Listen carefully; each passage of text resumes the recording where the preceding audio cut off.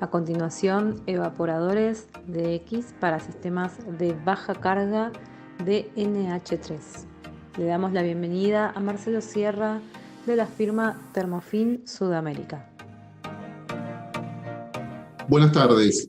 Se dijo que en una instalación frigorífica el gran porcentaje, un gran porcentaje del amoníaco se encuentra en los evaporadores.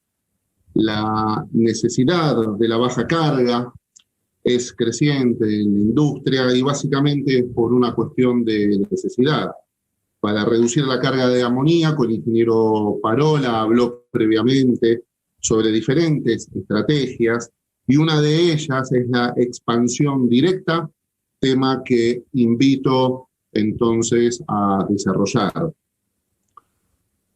La idea es poder compartir con ustedes hablar sobre qué es un sistema de expansión directa, hablaremos sobre las formas de alimentación que se dan en los evaporadores, el principio de funcionamiento y los beneficios. Hablaremos también de los diseños, las características que tienen que tener estos evaporadores. Y de antemano quisiera aclarar que la expansión directa la vemos como una solución más a considerar en ciertas aplicaciones. Es una opción más que no excluye a otras, sino que se suma. ¿Ok? Entonces, aclarado este punto, antes de ir al concepto de expansión, quisiera hablar muy por encima sobre el comportamiento del flujo refrigerante en un evaporador. Dentro de una cañería donde circulan sustancias que se evaporan, como es el caso de los refrigerantes, se da que tenemos una masa bifásica, tenemos una porción de líquido y una porción de gas. Y podremos tener diferentes configuraciones de flujo, como se muestran ahí en la imagen. El amoníaco, cuando tiene una porción de gas, tiende a fluir como se aprecia en la imagen C, debido a la diferencia de densidad que hay entre la fase líquida y la fase gaseosa del mismo gas, del mismo refrigerante. Si vemos un corte del tubo, observamos que la porción líquida circula por abajo y sobre ella tenemos la porción gaseosa. Esta situación de estratificación del líquido no es bueno para un evaporador, porque tenemos que lograr tener transferencia en toda la pared del tubo y no en una sola porción. De todas las condiciones de flujo que se presentan, la más óptima para un evaporador es la denominada circulación de flujo anular, donde tengo una porción de líquido en toda la pared del tubo y un núcleo gaseoso en la parte media, en condiciones ideales. Es por esto que los fabricantes de evaporadores debemos recurrir a opciones de diseño que tiendan a lograr las condiciones de circulación más favorables en materia de eficiencia y eficacia, y buscamos tener superficies de tubos mojadas, por así expresarlo, por así decirlo. Entonces, dicho esto, quienes trabajan en la industria del amoníaco conocen muy bien los sistemas inundados y los sistemas de recirculación por bomba, ¿no? Muy utilizados y muy aconsejables cuando hablamos de grandes instalaciones donde se requiere alimentar muchas cámaras. El sistema inundado es aquel donde la circulación del amoníaco se da naturalmente gracias a la presión estática que ejerce la columna de líquido que debemos tener para compensar la caída de presión de los evaporadores a alimentar y de esta forma asegurar que el ingreso del amoníaco líquido al evaporador sea total. Como una variante del sistema inundado está el sistema de recirculado por bomba, donde justamente la circulación del amoníaco se va a distribuir a diferentes puntos de consumo y mediante un sistema de bombeo, y aquí, bueno, obviamente el amoníaco puede atravesar distancias considerables, ¿no es cierto? Entonces, ya yendo un poco al evaporador en sí, nosotros decíamos que tenemos en el sistema de gravedad, no se requiere bomba, se requiere tener una columna de líquido para vencer la pérdida de carga que ejerce mi serpentina. El contenido es considerable del fluido refrigerante, en este caso del amoníaco, circula con una tasa aproximadamente de 1:1, y esta instalación requiere de recipientes y pulmones de líquido, ¿no? El sistema recirculado requiere bomba, ¿ok? Ya estamos hablando que es un sistema sobrealimentado, ya tiene alto contenido de refrigerante circulante por el evaporador. Las tasas generalmente van entre 3, 4 y hasta 5 también.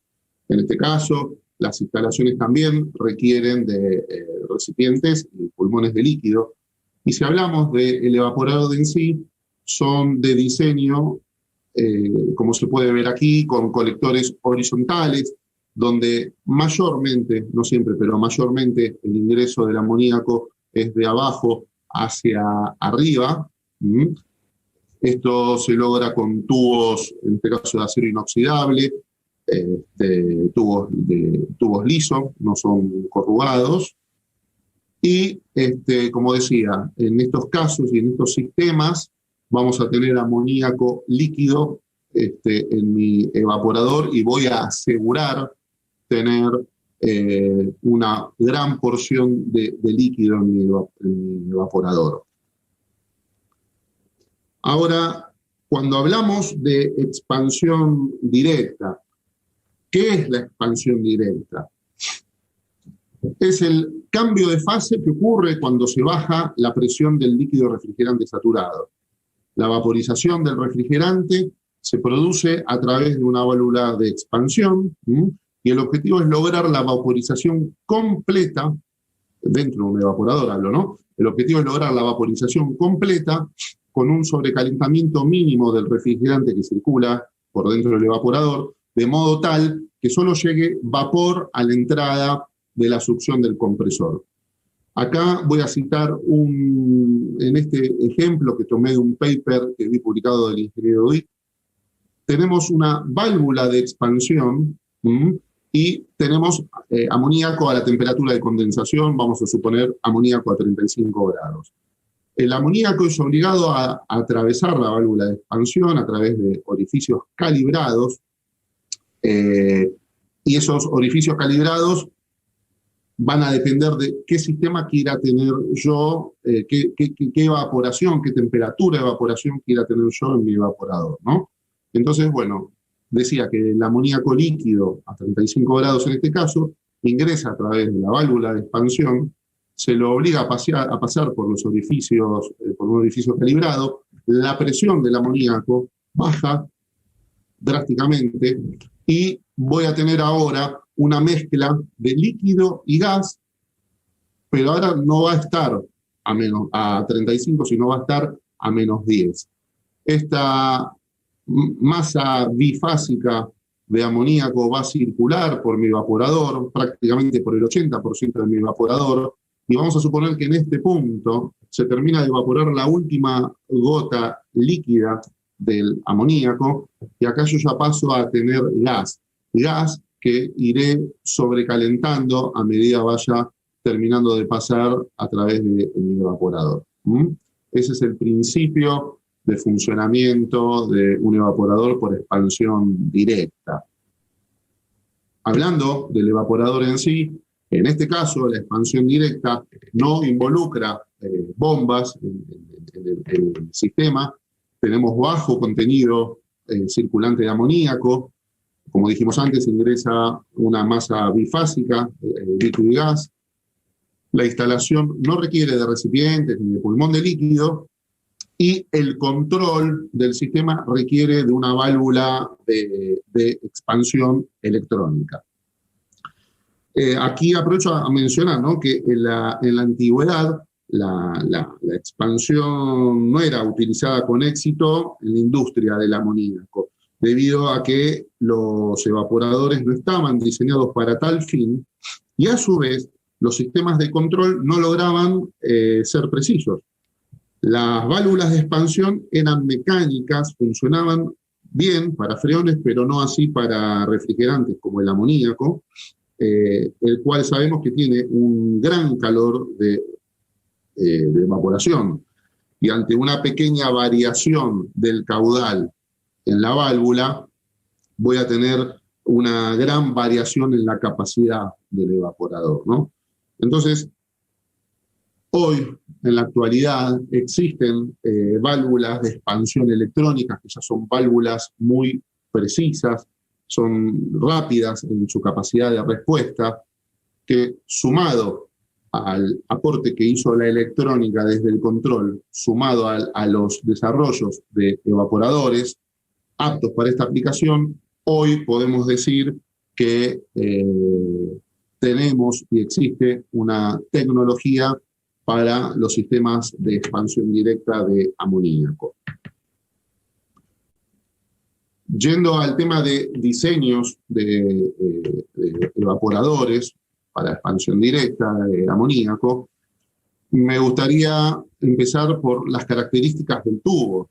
El tubo son, bueno, tubos naturalmente de acero inoxidable, son ranurados interiormente, se puede ver aquí en la imagen, y esta ranura, básicamente, ¿qué hacen? Brindan la adherencia de la porción líquida en las paredes de tubos, asegurando el flujo anular. Habíamos visto que el flujo anular circula por las paredes del tubo, la porción líquida, y en la parte media queda el núcleo gaseoso. Entonces, de esta forma, con estos desarrollos y estos diseños, los fabricantes de evaporadores logramos tender a esta situación que dijimos que es ideal para estos sistemas. Con respecto, cuando se trata de sistemas de expansión directa de amoníaco, debemos asegurarnos de evitar la acumulación de aceite en el equipo.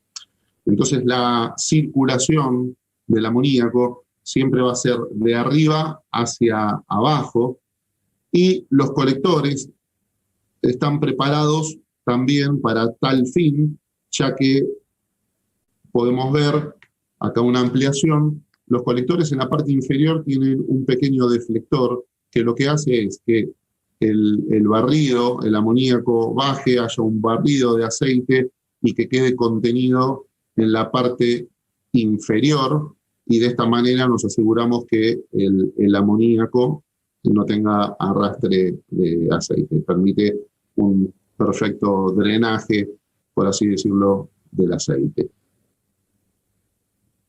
Respecto a los distribuidores, tenemos los tradicionales, son tipo Venturi, que en nuestro caso los calculamos mediante software propio. Podemos determinar el diámetro de los capilares, la cantidad y el largo de los mismos, todo siempre en pos de lograr una buena distribución del líquido refrigerante y una pérdida de carga adecuada en el evaporador para que el fluido sea bien distribuido y lograr la condición que buscamos en un evaporador, por supuesto, ¿no? Generalmente, para sistemas de media temperatura, se utiliza este sistema de distribuidor. Los deshielos generalmente son mediante resistencias eléctricas, pero cuando hablamos de aplicaciones de baja temperatura, donde tal vez se requiere ya un sistema de deshielo por gas caliente, hemos desarrollado en Thermofin un distribuidor especial donde los capilares, bueno, son de mayor diámetro, y en el mismo distribuidor podemos tener un manejo de las dos fases, fase gaseosa y fase líquida, y la fase gas es la que, como decía antes, nos va a ayudar para poder hacer un deshielo por gas caliente.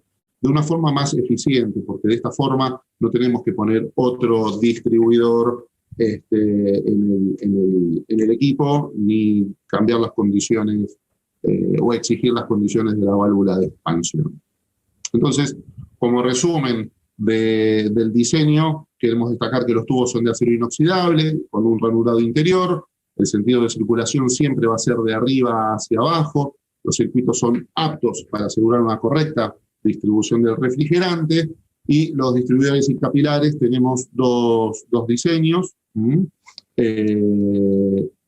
y para redondear el concepto de técnico y de diseño, acá confeccionamos un cuadro que no, digamos, no lo voy a dar en profundidad por razones de tiempo, pero se evaluó para una idéntica condición 3 geometrías distintas de aletas, todas cuadradas, pero con diferentes diámetros. ¿Qué desprendemos de esta tabla? Que la de menor diámetro posee un mayor coeficiente de transferencia. Un mayor coeficiente de transferencia implicará menor superficie de intercambio, un equipo más pequeño que las otras opciones con mayores diámetros, y obviamente logramos una condición de capacidad en igualdad de condiciones, pero obviamente con un volumen de refrigerante reducido, que es lo que decíamos antes, es lo que buscamos. Entonces, como conclusión y cierre de esta charla, la expansión directa funciona muy bien en ciertas aplicaciones. Como les decía, aplica en aquellos casos donde ya no queda lugar para ampliar una sala de máquinas, entonces podemos pensar en una unidad satélite y tendremos la ventaja de no sumar mucho más volumen a una instalación existente. Vamos a tener menor carga de refrigerante, implica sistemas más seguros. Dijimos que menor diámetro implica un mejor coeficiente de transferencia, menor área requerida, equipos con mucho menor volumen interior. Y los evaporadores y el diseño de los circuitos juegan un rol aquí muy importante para asegurar cómo distribuir esta carga de refrigerante. Y finalmente, la expansión directa, como dijimos al principio, es una opción más a considerar en algunas aplicaciones, no es la única, viene a complementar las ya existentes. Con esto doy por finalizada la charla y quedo al aguardo del ciclo de preguntas. A continuación, el ingeniero Germán Parola de FrioRAF y Marcelo Sierra de Thermofin responden algunas consultas del público.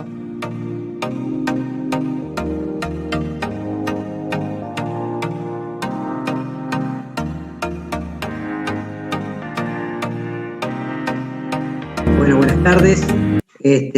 Seguimos aquí conectados y atentos a esta jornada, ahora respondiendo algunas de las consultas que fueron surgiendo en la inscripción de ustedes y en el chat. La primera que tengo por aquí, que tomé nota, son los niveles de condensación adecuados. Entiendo que se refieren a la condensación a la presión de descarga.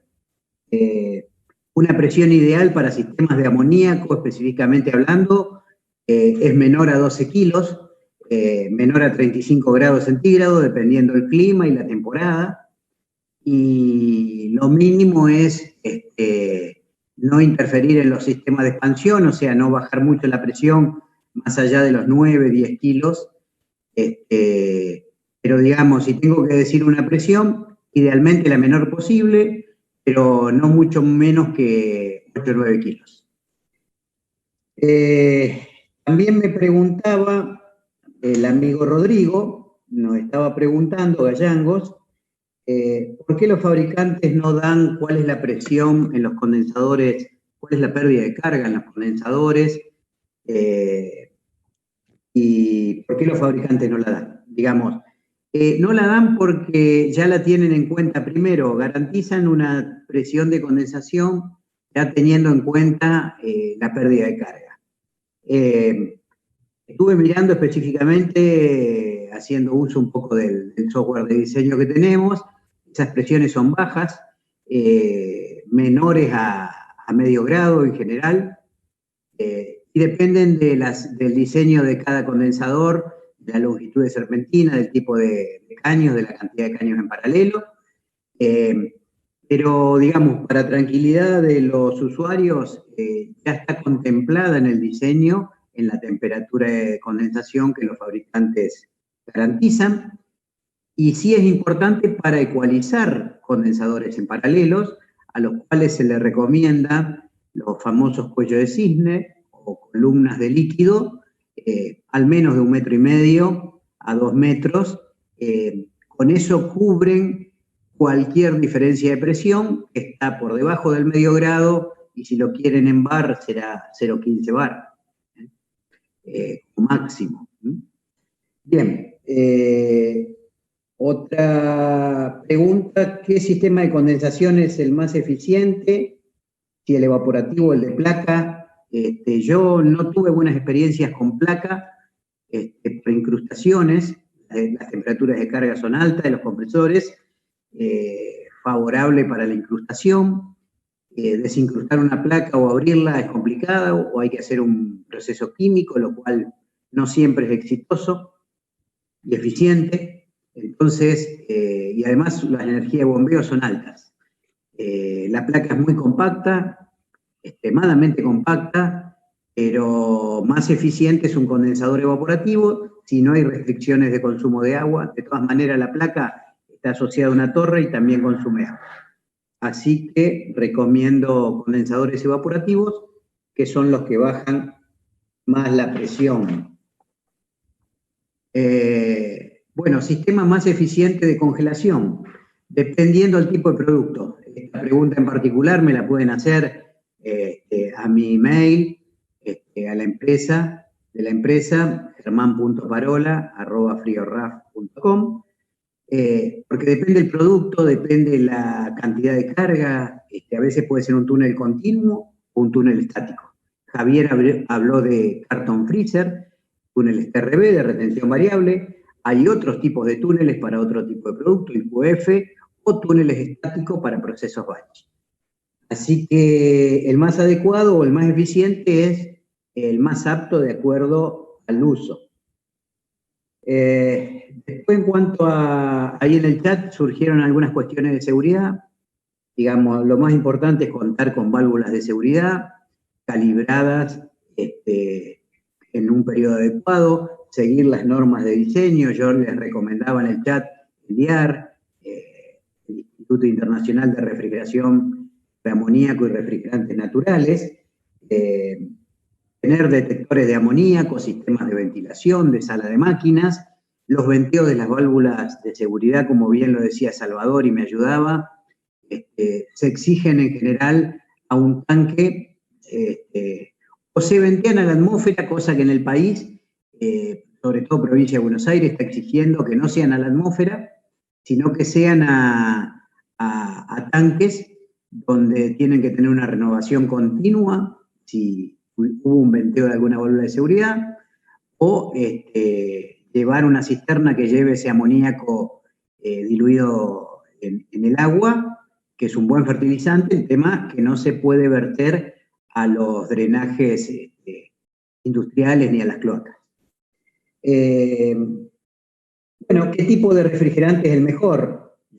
Yo soy un fanático de los naturales, y la tendencia en el mundo es hacia los naturales. Por ahí refrigerantes como los sintéticos, los freones, a mi entender, hoy están ampliamente superados en eficiencia, y con la nueva reingeniería de seguridad están muy superados por los naturales. Así que yo creo que el mundo hacia ahí va. Marcelo, ¿tenés alguna? Así es. A ver, a través de las inscripciones de la web llegaron distintas preguntas. Mira, una de ellas, a ver, es más genérica esta tal vez, ¿no? ¿Cómo está hoy el país en lo que se refiere a tecnología de frío? Bueno, yo tengo la suerte de pertenecer a una de las empresas sinceramente, las empresas más modernas de América Latina en materia de fabricación de evaporadores y condensadores de última generación. Yo estoy absolutamente convencido de que hay muy buena industria nacional, tecnológicamente actualizada. De hecho, empresas que estamos acá acompañando en esta jornada, somos empresas que estamos invirtiendo continuamente en tecnología, en función hacia dónde va el camino de la refrigeración, ¿no? Y esto en realidad tampoco quiero que quede en una opinión personal. Esto, a ver, hay instituciones como el INTI, la UTN, que avalan esto, ¿no? Así que esa es un poco mi respuesta de cómo hoy está la industria argentina, ¿no? Y tal vez uniendo esta pregunta con otra que llegó luego fue cómo se ve la refrigeración de acá a 10 años. Básicamente, esto apunta, la industria va hacia los refrigerantes naturales, como lo venimos diciendo, como lo venís diciendo también vos, Germán. Amoníaco y CO2 es el camino hacia donde está yendo la refrigeración industrial. Tenemos siempre tener este compromiso de pensar, a ver, soluciones que sean, tenemos que ser sustentables, usar las energías renovables, ¿no es cierto? Pero fundamentalmente digo de todo es esto, es el uso de los refrigerantes naturales. Cada vez es más. Está esto que se habló, lo mencionabas vos también, esto de la reingeniería a veces de los sistemas. Así que con respecto a eso creo que queda respondida ahí un poco la pregunta que nos hacían. Otra de las preguntas que surgió es cómo evitar bloqueo en evaporadores más allá de sellar las puertas. A ver, fundamentalmente es controlando humedad relativa. Esto inclusive se habló en jornadas previas, se profundizó el tema, ¿no? Tal vez podemos, la persona que hizo esta pregunta, con mucho gusto, dejo mi correo, es marcelo.sierra@termofin.de y podré ampliarla, ¿no? Para no irme tanto de tema. Pero se habló, básicamente es controlar humedad relativa en los ambientes, y generalmente cómo controlar esto con deshumectadores. En definitiva estoy hablando de un evaporador donde vamos a tener una serpentina de frío y de calor. Entonces, bueno, vamos a enfriar hasta la saturación y luego calentaremos hasta un punto determinado de temperatura de aire y humedad relativa que se busque. Si hablamos puntualmente del evaporador y hablamos de aplicaciones de baja temperatura y tenemos que hacer un diseño nuevo, se está haciendo un nuevo proyecto, hay que pensar en los evaporadores con separación de aletas variables. Siempre que enfriamos vamos a tener tendencia de formación de escarcha en el equipo, y la escarcha va a quedar mejor distribuida en un evaporador que tenga separación variable de aleta a aquel que tenga una separación fija, ¿no? Otra de las preguntas que vino a través de la web son mermas en canales refrigeradas, tecnologías para mejorar el porcentaje o pérdidas y casos de éxito, preguntaban. A ver, tenemos casos de éxito en Argentina, en Brasil, en Colombia, Ecuador, inclusive en México también. Si hablamos puntualmente en este caso, canales de cerdos, tenemos algunos casos donde los clientes nos han gentilmente proporcionado la información y nos han indicado que están en el orden del 1.3, 1.5% de merma, están apuntando a 1.2 y a menos también.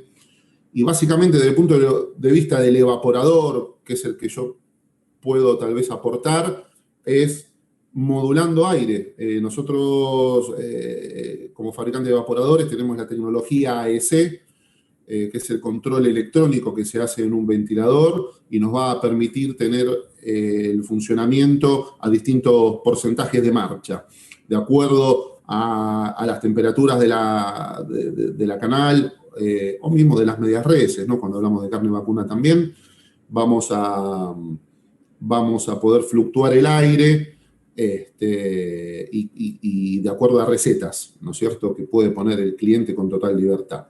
Entonces, de esa forma logramos porcentajes realmente bajos de merma y básicamente es modulando aire. También hay un sistema que es modulando temperatura de evaporación, en definitiva es una conjunción. Ahí, Germán, no sé si podés aportar algo vos, Germán. Quería ayudar porque tenemos también nosotros ustedes como fabricantes de evaporadores, y hemos usado evaporadores de ustedes en casos de éxito, en sistemas inteligentes de control de merma, basándonos en su evaporadores ampliamente dimensionados, como vos lo decís, con ventiladores electrónicos, para lograr una alta velocidad de enfriamiento, sensando temperaturas de aire y del canal, inicialmente una alto caudal, alta rapidez en el enfriamiento, para luego ir modulando incluso con la presión de succión a pleno al principio, máximo delta T. Luego ir bajando el delta T. Cuando hablo delta T hablo de diferencia de temperatura entre el refrigerante y el ambiente. Vamos controlando y sensando de forma permanente la temperatura de evaporación, con válvulas modulantes, válvulas electrónicas, para bajar la temperatura de evaporación y bajar la condensación, la merma de producto. Y a la vez, cuando ya el frío está penetrando en el canal, también se baja la velocidad para evaporar menos aire. Como dijo Marcelo, resultados y casos de éxito en sistemas inteligentes de control de merma, mermas mayores a 3%, hasta 1.5 o menores. Eso es mucho dinero en producto a lo largo del mes y a lo largo del año. Hay casos de éxito. Y me quería enganchar en lo que dijo antes Marcelo también. Yo tengo una presentación en jornadas anteriores de cómo hacer cámaras de baja temperatura de alta eficiencia, donde incluía la parte de deshumectar ante cámaras como una de las soluciones. En Red Alimentaria seguramente están colgadas las jornadas anteriores como videos de YouTube, y hay una de cámaras, eficiencia en cámaras de baja temperatura, no recuerdo el título, donde yo hablaba de la deshumectación de antecámara. Bueno, eso como para apoyar lo que vos bien dijiste, Marcelo. Ok. Acá tengo una pregunta de cómo saber si tengo aceite en el evaporador, qué síntomas tiene. A ver, cuando hay presencia de aceite en un evaporador, se torna totalmente ineficiente el evaporador. Es decir, una mínima película de aceite la ineficiencia se percibe automáticamente. Desde el punto de vista de la práctica, no sé también, Germán, si sugerís algo. Lo que sí yo puedo terminar de decir de lo que es el punto de vista del evaporador. Sabemos que en expansión directa el amoníaco hay arrastre de aceite, y eso tenemos que controlarlo. Por eso yo hacía hincapié en los diseños de los colectores, como son. Tenemos que asegurarnos, sacarlo, y obviamente que al compresor vaya realmente llegue gas caliente, ¿no? El aceite se deposita más en los tanques, se podría depositar en los evaporadores, dependiendo del sistema de alimentación de los evaporadores. Es poco probable en los evaporadores recirculados porque se barre en la misma velocidad la barre. Es más probable en los separadores inundados, donde la velocidad de circulación es baja. Y también puede ser probable en los de expansión directa. Como dijo Marcelo, purgar. ¿Y cuál es el síntoma? No hay transferencia. Uno ve la parte de abajo del evaporador, que no está congelada, porque hay presencia de aceite. Como el evaporador está cubierto hasta un determinado nivel, con aceite que no lo puede liberar. Nada más que eso. Una última pregunta acá, Salvador Castellano. Salvador, gracias por acompañarnos, un gusto. Acá dice Marcelo, en el caso de usar una válvula de expansión termostática en evaporador de X, ¿cómo afecta esto a la eficiencia en la operación del evaporador? A ver, Salvador, si interpreto bien la pregunta, primero, las válvulas, estamos hablando de ser válvulas termostáticas y electrónicas, eso sin duda. Hay dos formas de censar, o puede ser mediante la temperatura del gas caliente, o también hay otras tecnologías donde miden título. Acá, esto asumo que tu pregunta está apuntando a aquellas que censan o miden temperatura, y en este caso el gas caliente. A ver, la forma de lograr un equilibrio o un equilibrado evaporador de expansión directa es tener claro, si hablamos, por ejemplo, para baja temperatura, congelado estoy hablando, ¿no? Es saber o estar seguros de que haya un economizador en instalación y saber si este líquido va a venir subenfriado o no. Y sabemos que cuando el líquido, si hay un subenfriamiento, nos corremos en el punto de la curva y eso beneficia al comportamiento del evaporador y bueno, de ahí sale un diseño. Entonces, a la hora de diseñar, y de vuelta lo contesto desde fabricante de equipos, tenemos que tener claro si va a haber un subenfriamiento y de cuánto, y por supuesto el sobrecalentamiento, que en definitiva ese sobrecalentamiento es el que me va a mí a determinar la operación básicamente de la válvula de expansión. No sé si queda respondida o si habrás apuntado, Salvador, esa pregunta. Germán, si vos creés conveniente aportar algo. Yo diría que nos extendamos por ahí en el chat, que lo expresen. Nos estamos superponiendo con los tiempos de otras charlas. Tenemos una oportunidad al final para no demorar a nadie. Y pongan en el chat si quedaron dudas. Podemos seguir extendiéndonos hablando de este tema. Yo creo que tiene mucho que ver en el sobrecalentamiento, influye en los delta T, en los cruces de temperatura. A veces hay que evaporar unos graditos menos para expansión directa. Pero bueno, lo seguimos charlando a disposición los dos, vos y yo en privado o en el chat final. Nos tomamos demasiado tiempo, tenemos que seguir con las presentaciones. Perfecto, seguimos en la mesa redonda del final. Dale, gracias.